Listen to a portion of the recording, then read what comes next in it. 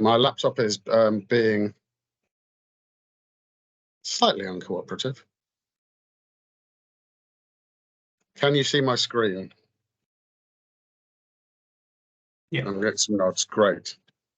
Okay, I think there's enough people here to make a start. I know a few people like Ashley will be joining us a bit later. Thanks for coming. I really enjoy these. In particular, we're going to talk about floating point numbers and Unicode, and hopefully there'll be enough time. Hopefully I won't waffle too long, although I will try and show you one of my tattoos. Hopefully we'll have some time to look at regular expressions as well, which are really powerful. Now, I think there are two things every software developer needs to know something about. Those are floating point numbers and Unicode, and we will see why. The floating point number part of it is mercifully short. Okay, so Python uses floating point numbers, as does just about every programming language. So the C double type, and this follows the IEEE 754 specification. So if you've ever got any questions about what is the behavior of floating point numbers in Python, the answer in general is whatever IEEE 754 specifies, except we don't have signaling nans. Nans are not a number. I'll mention those later. Some of you may not have heard of them. You don't want signaling nans. What this means is that 64 bits is used to store the whole number. So it can store numbers that are really big, up to 10 to the power of 308, or really small, down to 10 to the power of minus 308. So 10 to the power of 308 is 1, followed by 308 zeros. And 10 to the power minus 308 is 0, and then 308 zeros, and then a 1. Or maybe 307 zeros, and then a 1. I forget. Okay, and we've got a couple of bits of different syntax for entering them. This is the standard floating point syntax, which you're used to. And you can also enter them in exponential format, 1.67 E445. That's 167 and then 43 zeros. It's a very big number. Both are valid syntax. And this format is nice because it shows you a little bit of how it's stored internally. Within those 64 bits, there's the exponent and the mantissa. And the E plus 45, that's the exponent, the power of 10 that's being stored. And this 1.67, that's the mantissa. That's the, in this example, the minus 1.34. Oh, there's also a sign bit, of course. 1.345. So within those 64 bits, floating point numbers, we've got 17 bits of precision. That means they cannot store every single possible number. They are imprecise. Which, and the easiest way to illustrate this that I know of is with 2.1 plus 4.2. That should be equal to 6.3, shouldn't it? And the answer is no. Because internally what's stored is a binary representation. So Python will, and the reason we use IEEE 754 floats, by the way, is there's a floating point unit in your processor. There's special hardware for working with these, so they're nice and fast. Every other programming language uses this. So this is not a problem with Python. This is a fact about floating point numbers. 2.1 plus 4.2. The trouble is those very slight differences between the binary representation and the decimal representation of the number that we're using will be ever so slightly different, and those differences can compound. So you can get a situation where you're working with floating point numbers and they're not exactly what you expect them to be. If there are any questions, by the way, I quite like interruptions and questions because it means I know somebody's listening. Okay. You're listening, Michael. Thank you. I'm sure you are. Sure you are. Okay, so floating point numbers are imprecise. They're an inexact store of value. So you shouldn't use them for financial calculations. And the biggest tool in the world the most widely used tool for financial calculations is Excel. And of course, the default number type in Excel is the floating point. If you need exact numbers, you can use the decimal module, which is written in C. So it's nice and fast, but still nothing like as fast as standard floating point numbers. And you can see it down, and we provide the input for the decimals as strings so that we can precisely specify what we want. And then we get the exact answer that we want. I wonder, and it will store a certain amount of precision. I wonder if we do 1 divided by 3 with the decimal. I wonder how many bits of, how many decimal places it's going to show us. There we go, that many. So if you need very precise calculations, use the decimal type. I've used it very rarely in my journey through Python. Floats are usually good enough.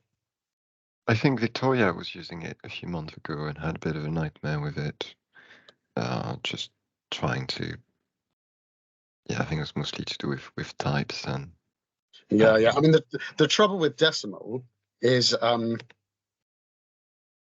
this code here looks deceptively similar to the code above, but because I've initialized the decimals from floats, I've perpetuated the float inaccuracy into the decimal. So if you work with decimals, you have to be very strict about how you create them and how you use them. And the performance is not as good as working with floats. That's good to know. Yeah, I'm not sure of any other particular gotchas, so I can't give much more advice. A few other interesting things to know about floating point numbers. There are 2 zeros, plus 0.0 and minus 0.0, and they're not they are different objects. Does anyone know why? You would have plus 0.0 and minus 0.0. I wonder if they're equal to each other. They are equal to each other, but they're not the same object. Is it the sign being stored separately? Yeah, I mean, that is the difference. The reason is because effectively every floating point number, because they're inexact, a floating point number actually represents a range of values, the smallest distance between 2 floating point numbers at that exponent. So if you have a very tiny negative number that is almost 0 and too small to be represented as a float, you can represent it with minus 0.0, and the same with plus. And the other argument is that some formulae or calculations asymptotically, however you say that word, approach 0. So you can tell whether you've approached 0 from the positive side or from the negative side by using the different numbers. So those are a couple of reasons why they exist. They're in the IEEE 754 spec. I've never used a negative 0 in my life, and they do compare equal. 2 other interesting objects are the floating point representation of infinity and the floating point representation of not a number, nan. And nan has a really interesting position in the Python world. It's the only object in Python and the standard library that is not equal to itself. Normally, identity implies equality. Talked about this last time. So thing, and with the default object, instances only compare equal if they are the same object. So one object is not going to be equal to some other random object, but because thing is thing, thing will therefore be equal to thing. So normally identity implies equality. And nan, the floating point, not a number object, is the only thing that in the standard Python world that doesn't follow this rule. And that's again because of the IEEE 754 spec. So if I you bet you're really good at writing quizzes, Michael. Is there positive and negative infinity? Or is there just one infinity? Yeah, there's plus and negative infinity. Float minus inf. Again, not terribly useful except in certain fields. And I think there might just be one, and you can't tell the difference between countable and uncountable infinities. I think we've only got one infinity object.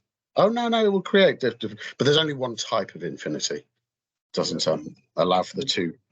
Can you create -0 and +0 also in decimal? As decimal? That's a very good question.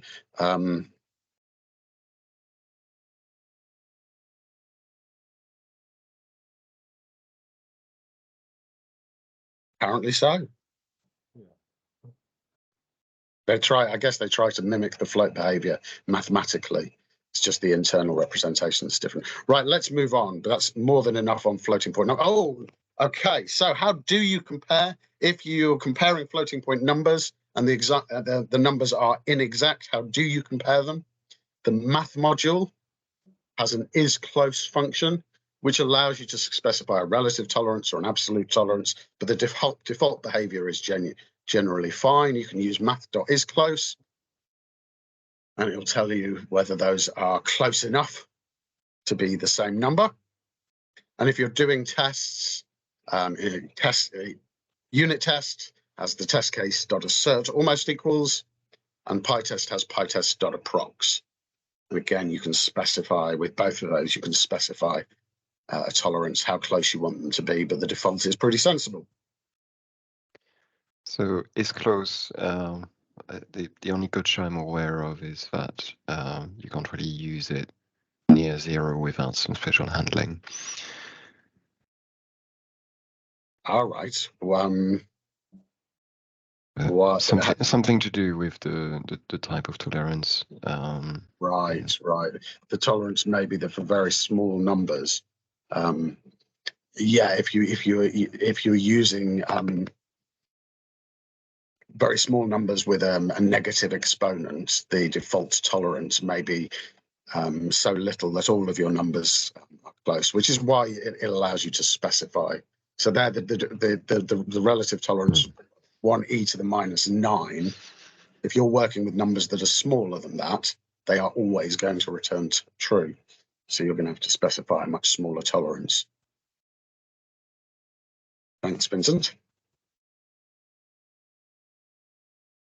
So that's all I've got on floating point numbers. That's the sort of minimum you need to work with them, I think, and that's my goal, especially with Unicode, is to really give you the minimum of what you need.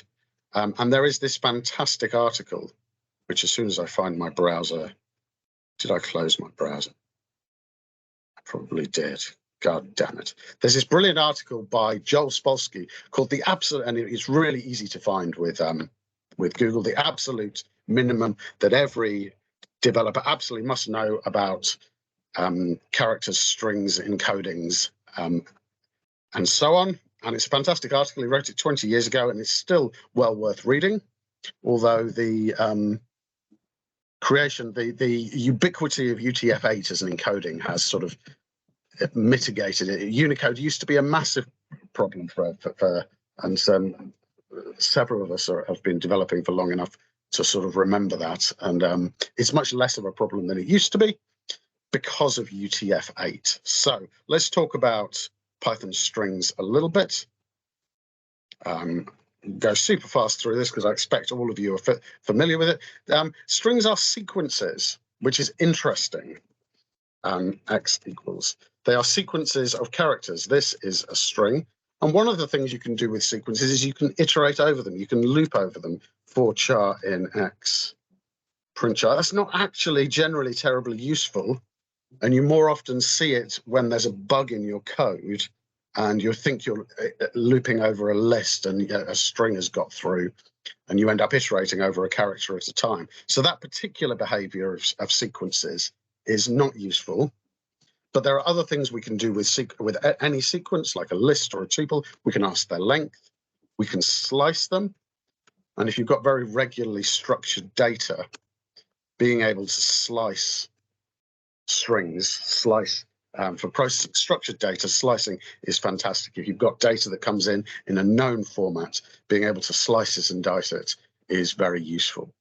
Strings are also immutable. All of the primitive types in Python, float, int, string, bool, None. They're all immutable. They can't be changed. So I talked about mutability last time. You can pass strings anywhere in your code, and you know that they're not going to be changed underneath you. That's useful. Oh, because they're sequences, they can also be concatenated.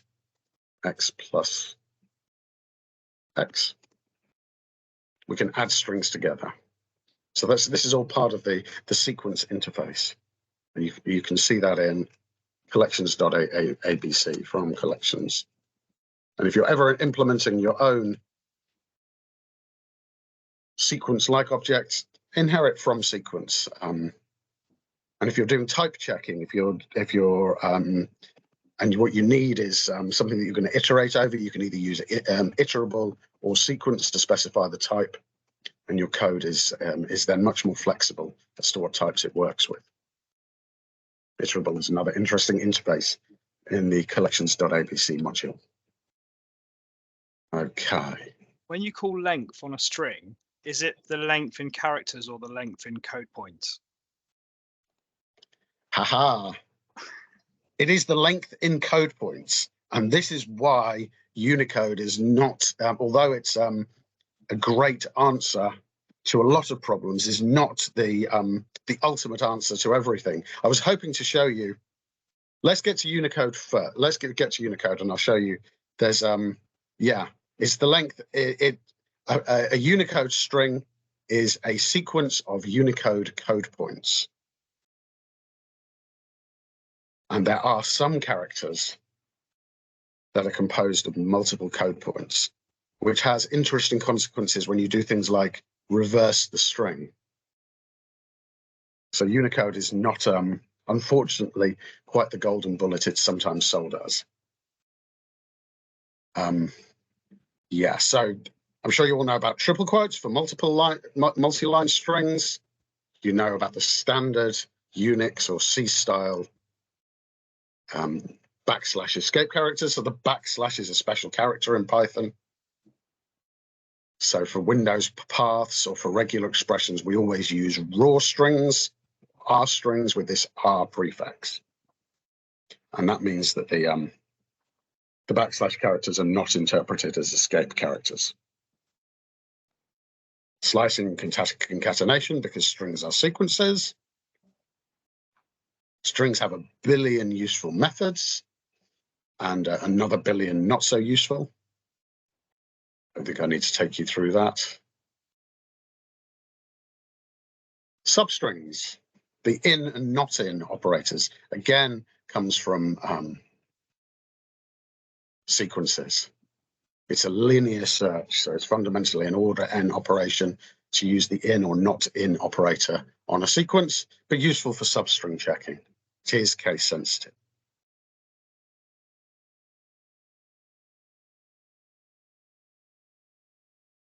And F strings, again, I've seen quite a lot of F strings in Gigaclear. I think you're probably all familiar with them.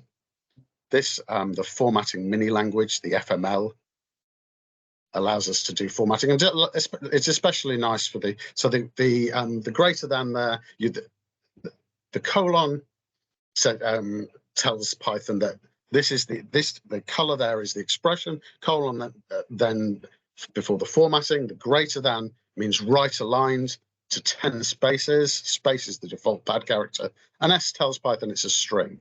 So you do get some type checking. 10.2f, this is right aligned to 10 decimal to 10 spaces. But the .2f tells Python it's a floating point number and format it to 2 decimal places. So you can do quite nice formatting with F strings. I'm rushing through this because I think most of you will be familiar with this. Those of you who aren't can look it up afterwards. Is there any benefit using the .form and the format method as opposed to using the F prefix? So the big difference is the F prefix is evaluated immediately. It creates a string. The expressions, I mean, you can put interesting stuff in there. Let's say x equals 3, y equals hello. So we can do stuff. We can create an F string. I was very skeptical of F strings because they're inspired by languages like PHP and Perl, but I've grown to love them. So they're amazingly readable compared with the alternatives. Yeah. You can call methods, you can do calculations. So there's an expression that's evaluated. The difference between the format strings we actually got first, the format, if you just create it as a string without the F string, you can use exactly the same formatting mini language, but what you've created is a reusable template. So you can use the format method where you want to create a template that you're going to fill in repeatedly later, or you might want to pass it around and use it at some later date. So I default to F strings. I only use the format method if it's something where it's going to be used later on some kind of template. So I don't use format as much as I used to.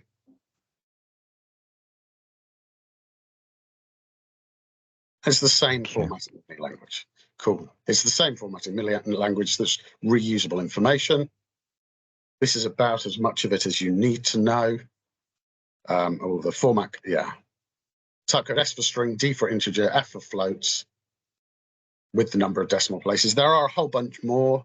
You can specify that the float be in exponential format, but this is about as much as of the formatting mini language as I ever use. Oh, there is one extra.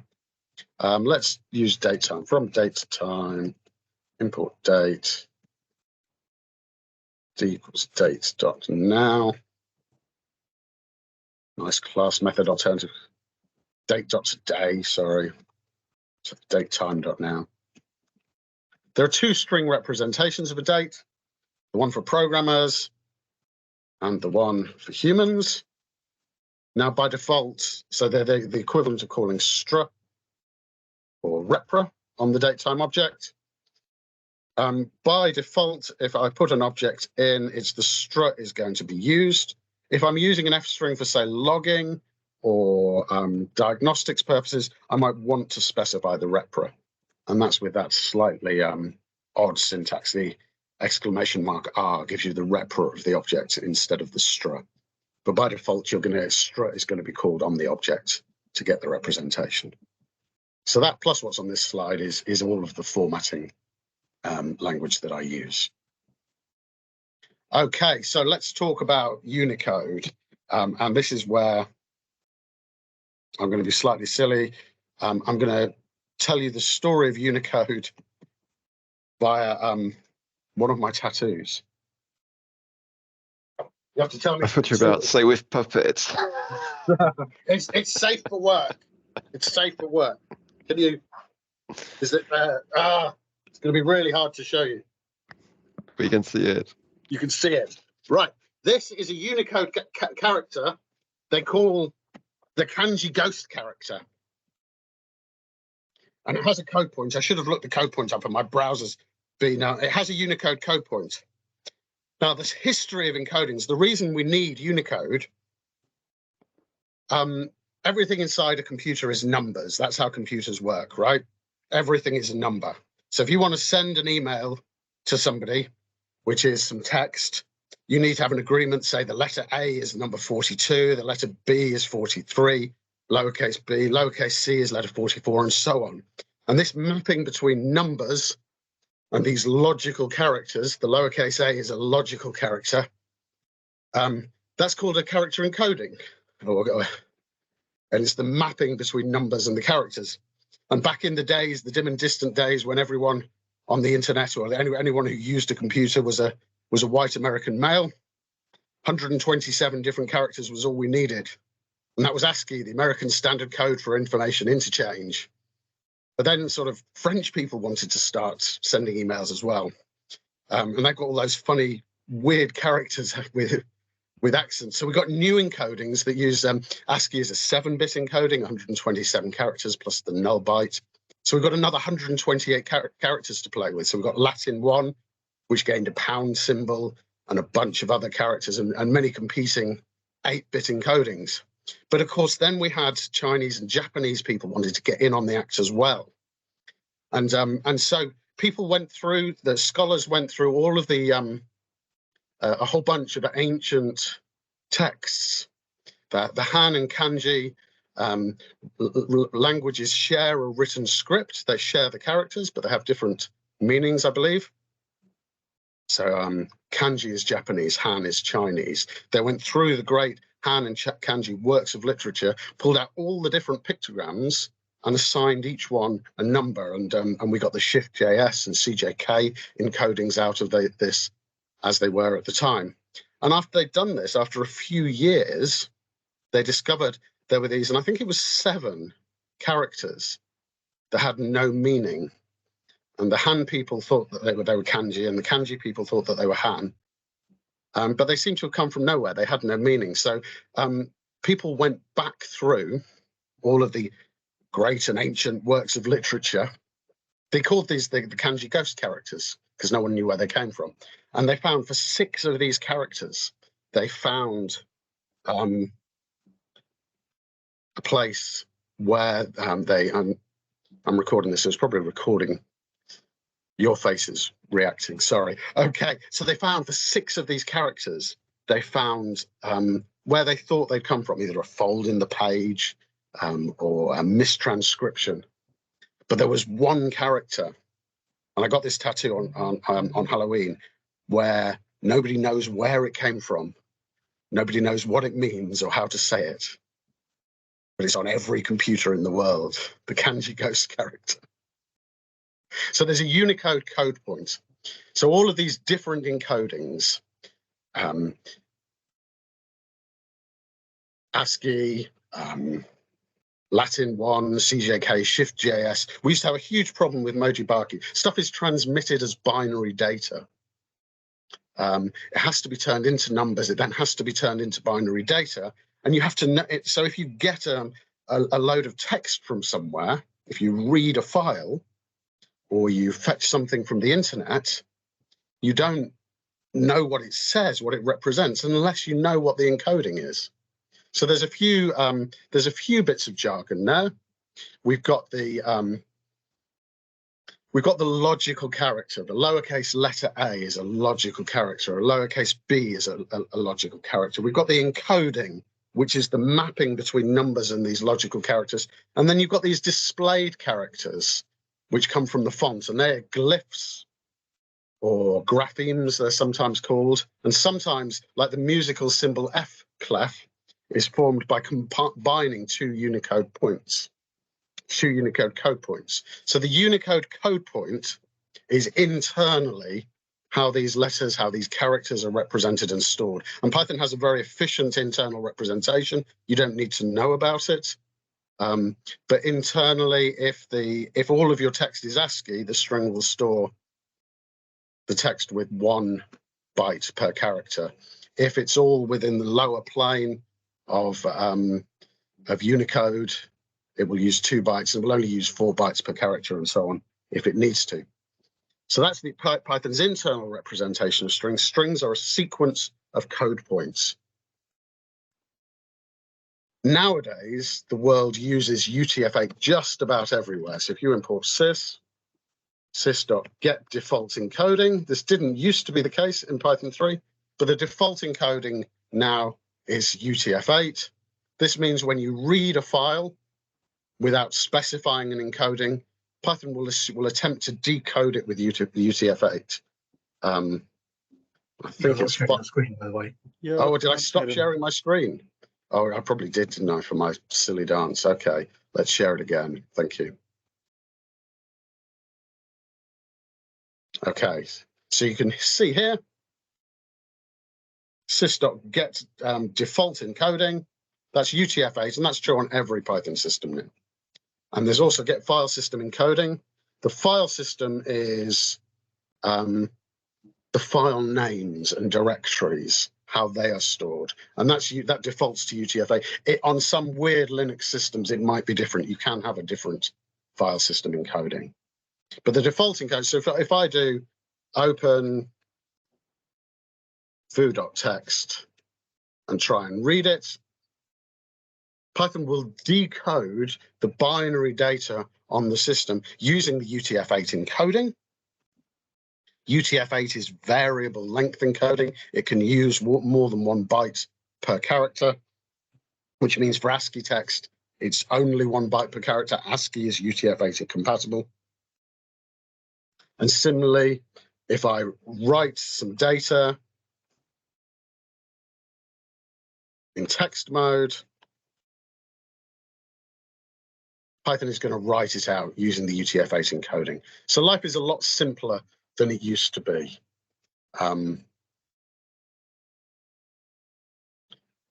We need to know about encodings.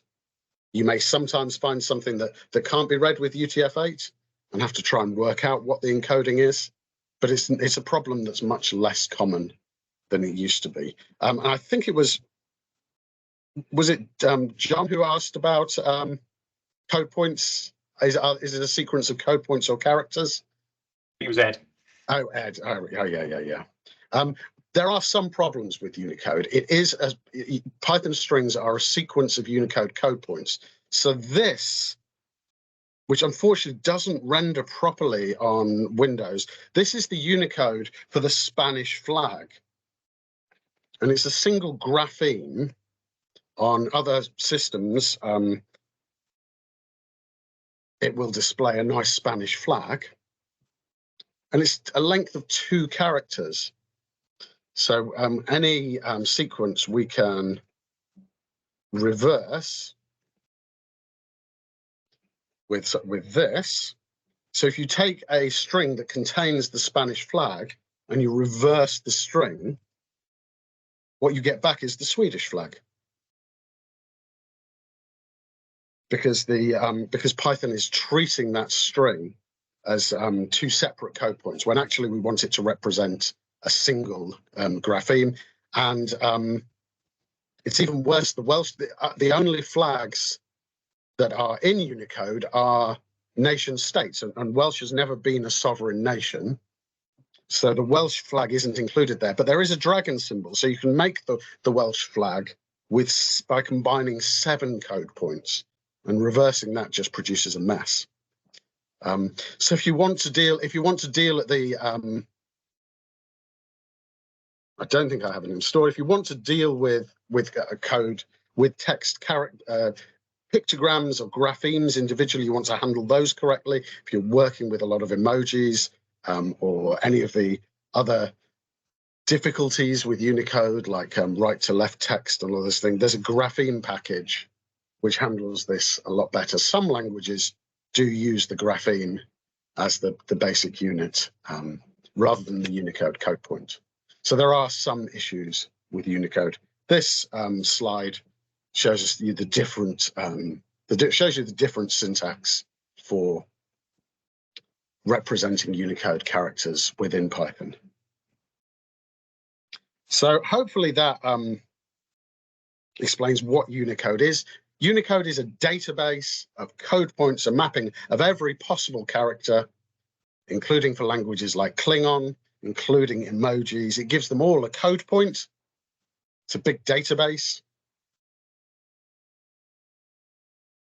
Python uses those code points internally to store the strings, but whenever we're transferring text either to a database, across the network, onto the file system, there has to be an encoding involved. There has to be some way of turning these logical characters into actual binary data, and that's what we use the encoding for. And UTF-8 is a good standard to use everywhere. Alternative encodings available. Okay, any questions about Unicode? Hope not. Are we updating UTF-8 at any point when we have new pictures, new flags, new smiles? Do we update it, or it's... UTF-8 already supports all of the code points. Not all of those code points are allocated. So it's the fonts that will need to be updated when there's a lot of unassigned code points. So there's a lot of space for adding new characters, new emojis, for example. And all we do is allocate, all that happens, there's a consortium that does it. So they have very serious discussions on should we add a new code point for poop with glitter on it. And they came to the conclusion that they shouldn't. And some people were very sad about that decision. So there's a consortium that makes these decisions, but UTF-8 already supports those code points. It's the fonts that need to update. So why it sounds like UTF-8 is the answer for all the questions, but why do we need? Why do we have UTF-16 or any other UTF? Well, so if your text is primarily Latin script and primarily ASCII compatible, UTF-8 is very efficient. If your text is primarily Cyrillic or Han or Kanji, UTF-8 will use more bytes than necessary to store that data. So UTF-16 and can store all of every single in the Unicode code point in the standard plane in 2 bytes. UTF-32 does it in 4 bytes.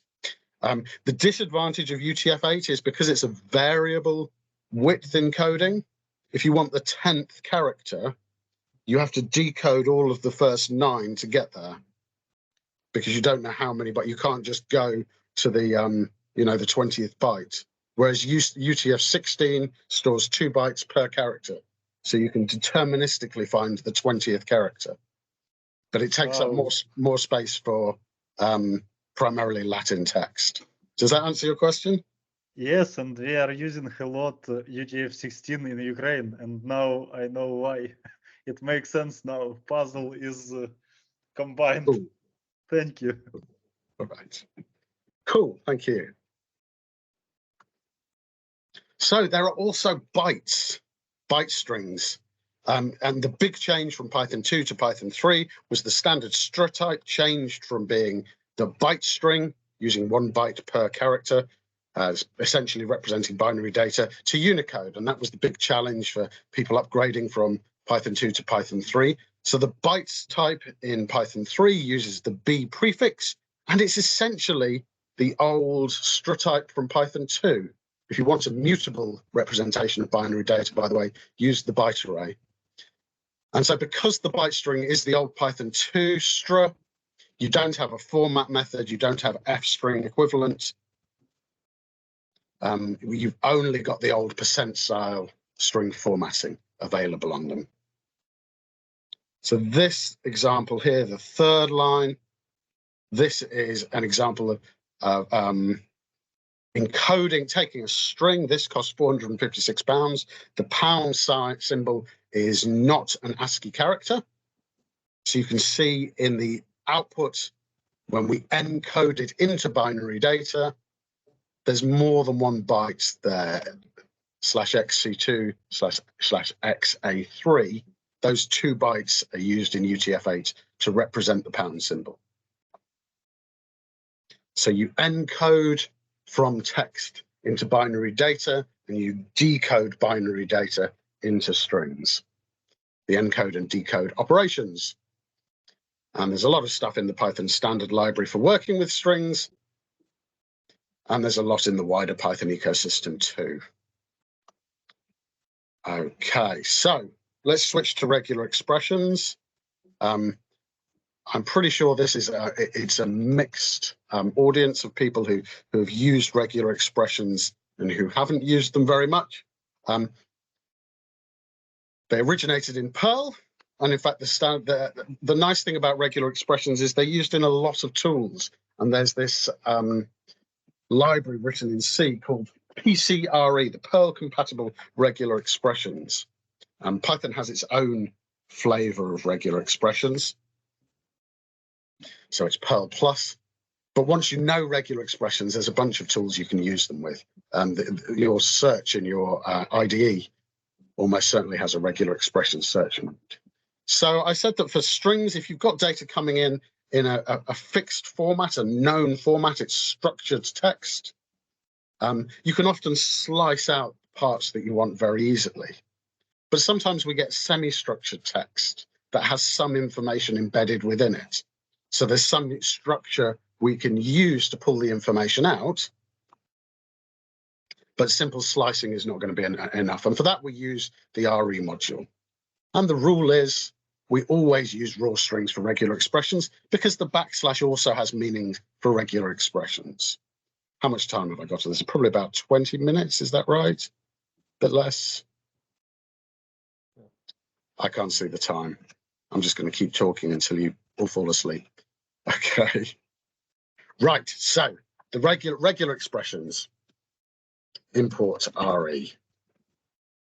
Regular expressions are a way we construct a regular expression as a string, and we can match it against another string and pull out information that we're interested in. So regular expressions are a mini language, and they're very terse, they're very cryptic. It's very possible to write regular expressions that are really hard to understand. So you should try and avoid them, or at least try and keep them simple. So what we're doing is we're specifying things that will match against text. So if you want to match against any character from a range of characters, we can use this square bracket syntax. This matches the characters A, B, or C. This matches a lowercase a to m. If we use the caret inside a character class, it means not. So it will match anything that is not an A, B, or C. Dot will match any character, which is useful. And then we have these character classes /s for any white space and /S for non-white space. And you'll see that same pattern there with /D for matching a digit and uppercase D for non-digit, /W for alphanumeric, /W for non-alphanumeric. And then we have some interesting anchors. We can match at the start of the string, the end of the string, or on a word boundary. And that's often very useful. So there are character classes and anchors. If you've not come across regular expressions before, this will make a little bit more sense when I show you some examples. So as well as the character classes and the anchors, we have ways of specifying 10 characters. So that would specify, in curly braces, 10 would specify 10. Star means 0 or more. Star and plus are the most common things we'll see. You'll see that shortly. Plus means 1 or more, but there must be at least 1. Question mark for exactly 0 or 1. So there's a few examples there. This is 0 or more vowels, 1 or more digits. That would be the 0 to 9 plus would be better written as /D plus, using the character class instead. Always use backslashes when using regular expressions. And because the dot means any character, if you want to match literal full stops, we have to escape the dot. This is why we use raw strings, because if you wanted to match a literal backslash in a regular expression, you'd have to do this. If we weren't using raw strings, that's a single backslash. That's how you would, and we call this the backslash plague. To match a literal backslash in a regular expression, you would need 4 backslashes. So always use raw strings when you're working with regular expressions to avoid the backslash plague. So that's a chunk of the regular expression language. There are the two most common entry points for working with them are the match and search functions. Now, I think I've got a slide a little bit later on about compiling regular expressions. I might even have pulled it out. We don't do compiling of regular expressions. We don't do anymore because it's not needed. There we go. There I do. I mention it here. So those of you who might have used re.compile in the past, it's no longer recommended because the regular expression caching is just good enough. Good to know. I'm still using it. Yeah, it's the cache is more memory efficient than you will be by yourself. Cool.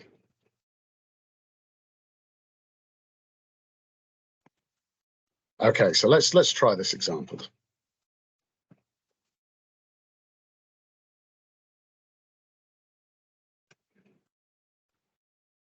We've done import RE, we've got our text.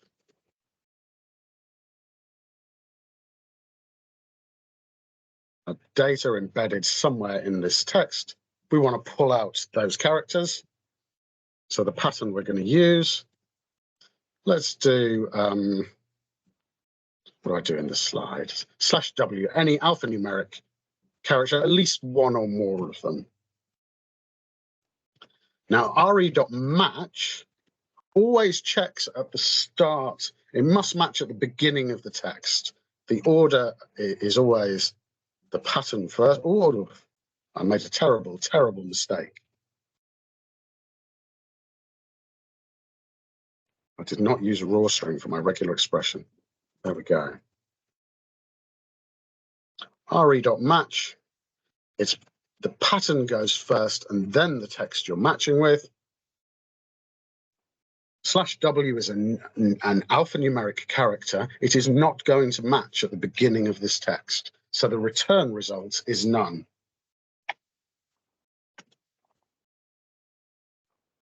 If instead, sorry, can you explain that again? So match, I've given a pattern here. My pattern is one or more alphanumeric characters. Oh, I see. This is the pattern I'm using to match. The match function checks at the start of the string one or more alphanumeric characters. It does not match. There are no alphanumeric characters at the start of the string. If instead I search will then scan through the string until it finds a match. As you can imagine, that's less efficient. And then it returns a match object. So this is a common place where we can use the walrus operator.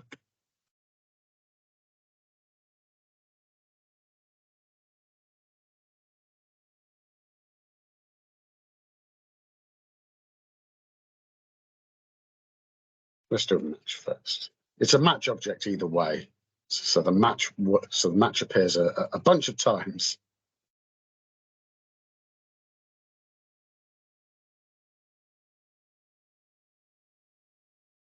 So there's no match.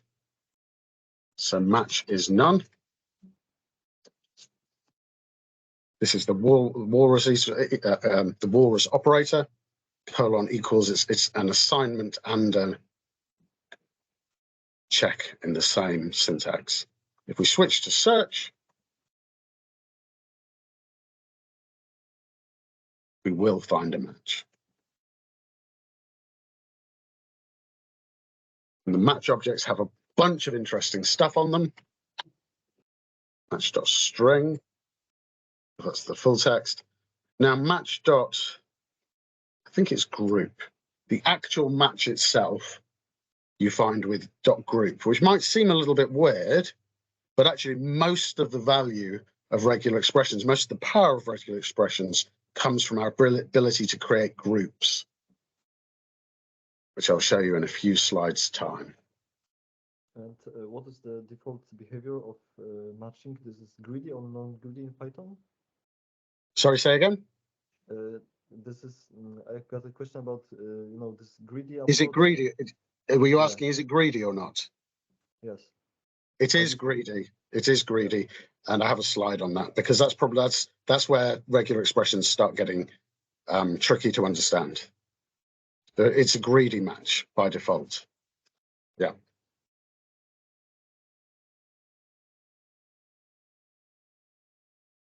So this is the walrus operator.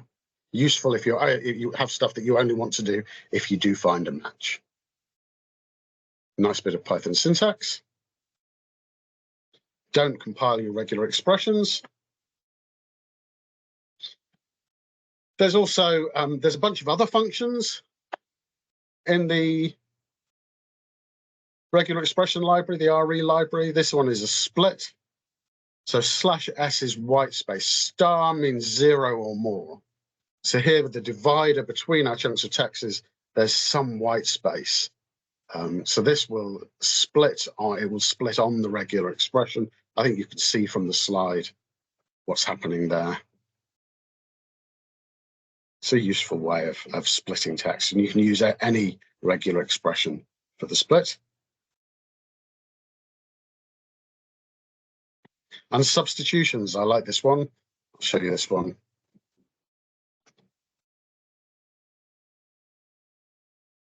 Text equals red or blue or green. This introduces a new bit of syntax for the regular expressions. Pattern equals.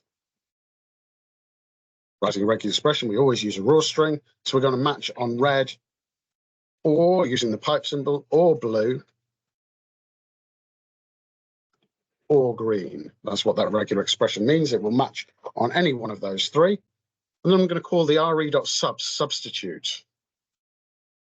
So pattern, then the replacement text. So I'm just going to put color. And then the string itself.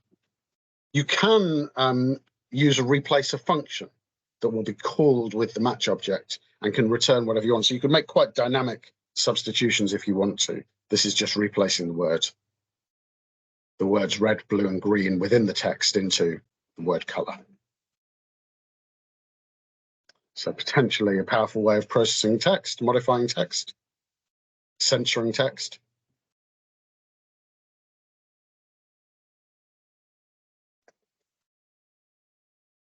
And you can tune, you can configure how your regular expressions work by passing in flags.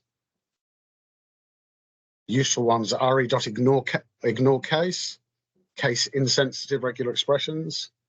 That's often useful. And re.verbose is another useful one. It allows you to split your regular expressions into multiple lines and put comments in them, because regular expressions can very easily become unreadable. So here's a non-greedy match. We'll look at that potentially in the next slide. No, a couple of slides up. We'll look at greedy versus non-greedy, which is where they start to get tricky. Right, different kind of greedy in this slide. For finding multiple matches, we can use the find all and find iter.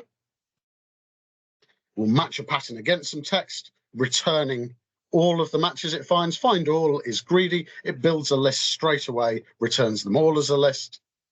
Find iter creates a generator and returns them one at a time. So if you're processing them one at a time, find iter is going to be more efficient. It doesn't build up that list all in memory in one go. And find iter matches the behavior of a lot more things like range and so on in Python 3. A lot of things that were greedy in Python 2 became lazy in Python 3.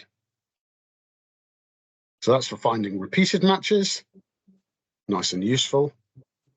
And this is where groups is where the power of regular expression really comes in. It allows us to specify a match against the structure that's present in some of the body of our text, and then extract just parts of it. So here, let's do this one again. So text equals, we've got some sequences of number, some data, and we want to extract some information from this. So pattern, we're writing a regular expression, so we always use an R string. So we're going to see one or more ones, followed by one or more twos. The plus means one or more. And we want that group of twos. That's useful information to us. Then we're followed by one or more threes, followed by one or more fours. We want this group of fours as well. This is the data we want to pull out. 5 plus. And then let's pull out the 6s as well. So this is our regular expression. The parentheses indicate the groups. So match equals re.search. Pattern first, then the text that we're matching against. Did we get a match? Yes, we did. So match.group 0 will always give you the whole match, or just match.group without arguments. That's the whole thing match. That's what we matched on. But match.group 1 is going to give me just the 2s. Match.group 2 is going to give me just the 4s. And match.group 3 is going to give me just the 6s. By putting parentheses around the parts of the regular expression, we can pull out just the bit of the data that we're interested in. And this is where a lot of the power of regular expressions really comes from. We could specify the structure using what may be a fairly complex regular expression and just pull out little bits of the information. Hopefully that makes sense. You can also use parentheses sometimes just to clarify your regular expression to make it clear which bits apply together. And then you use this fairly ugly question mark colon syntax to make it a non-grouping, make the parentheses non-grouping. Yeah, and you can probably nest these groups, yeah? Yes, so yeah, you can have nested groups. Yeah. The sequence of nested, will be first? The most general, yeah? This is the same rule as for the 0 number here, yeah? I what would think be the first? I don't want to go in. I'd have to do an example now and work it out with you. I think it will just, you will have one group that contains everything. I think you will still just get numbered groups. I don't think you'll actually get a nested output. I think you'll have a linear number of groups as a result. Just one group will contain the results of the other group as well, I think. Does that make sense, Darius? Yeah. You won't get a nested data structure out of match.groups. I think it's still going to be flat, but you can nest groups inside other groups, definitely. Okay. Worth some experimentation. You can also name your groups. This is the syntax for naming groups. And that there's then a group dictionary, a group dict. So if you have a bunch of groups in your regular expression and you want to give them names, I find the syntax a bit too verbose. It makes the groups a bit hard to read, but it then makes using them a bit more straightforward.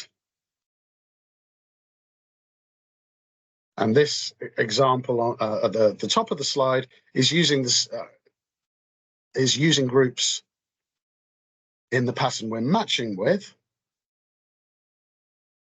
We've got 2 names in 2 groups. We can refer to those groups by number in the replacement regular expression. So we can swap the order around. So you can do things like take a date formatted one way and reformat it by matching on the numbers as individual groups and swapping the order. You can make year, month, date into a different format by grouping. And we probably won't have time to go through the exercises, but there's some interesting exercises, which includes an example of that attached to the to Teams.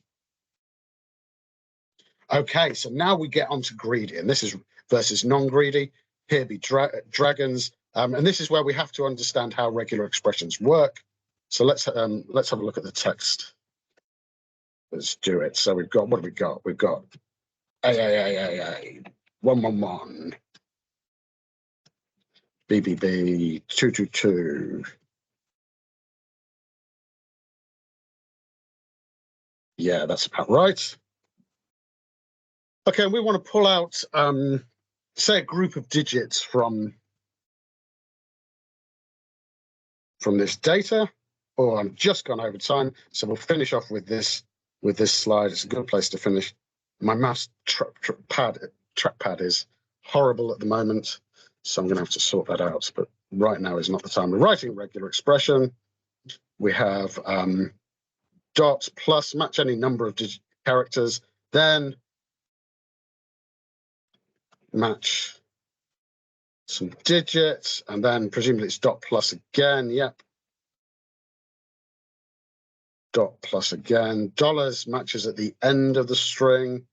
The caret matches at the beginning. So this will behave the same with match or search. And let's look at the behavior here. Let's look at what we get out of here. What we get out of here is surprising. re.match. It's the pattern first, greedy, and then the text. That gives us a match object. Let's look at the groups. This /d plus just matched on the last three. It didn't pull us out a group of digits at all, which is surprising. So let's, and to understand why, this is because regular expressions are greedy and they work using backtracking. So when the Python regular expression module, which is written in C and is very complex, and I don't ever want to touch the code, it matches at the start of the string, then it matches dot plus. Well, that matches the whole string. So at this point of interpreting the regular expression, Python is matching the whole string up to here. Then /d plus, followed by certain number of digits. So it backtracks. How far does it have to backtrack in order to get a match? And as soon as it backtracks to here, now it's got a match. So the first group is everything from the beginning all the way up to here. The second group is this, and so it's now got a match, so it continues interpreting the regular expression. Dot plus, well, it can match that with DDD, and that's how we get this result out of that regular expression because of the greedy and backtracking behavior. Now, if we actually want, say, if what we wanted to do was pull out this first group of digits, we need a non-greedy match that, in that first group. And we can make that first group non-greedy simply by adding a question mark. So the question mark is reused for multiple things in regular expressions, which is just one of the reasons why they can be quite hard to decipher. So now, if we use this regular expression and we use the non-greedy match, now we get much more sensible behavior out of those three groups. So hopefully that answers your question, Darius. Yeah, that's it. Thanks.